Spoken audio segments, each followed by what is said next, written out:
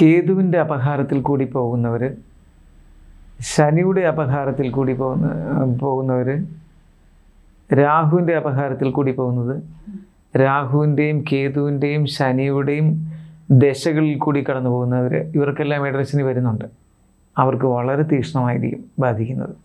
കേതു, ശുക്രൻ, ആദിത്യൻ, ചന്ദ്രൻ, ചൊവ്വ, രാഹു എന്ന് പറഞ്ഞ് അങ്ങനെ വരുമ്പോൾ രാഹുവിൻ്റെ അപഹാരത്തിലേക്ക് വരുന്നവർ ഒക്കെ ജീവിച്ചിരിപ്പുള്ളവരുണ്ടെങ്കിൽ അവർക്കൊക്കെ വളരെ സൂക്ഷ്മം വേണ്ടി വരും.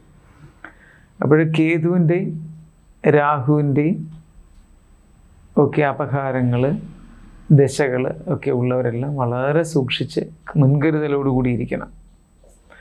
അതിൽ മുൻകരുതൽ വേണ്ടത് വാഹനാപകടങ്ങൾ വരാതിരിക്കാൻ ശ്രദ്ധിക്കുക, തീപിടുത്തം ഉണ്ടാകാതിരിക്കാൻ ശ്രദ്ധിക്കുക, പിന്നെ രക്തജന്യ രോഗങ്ങൾ വന്ന് മരണപ്പെടാതിരിക്കാൻ ശ്രദ്ധിക്കുക.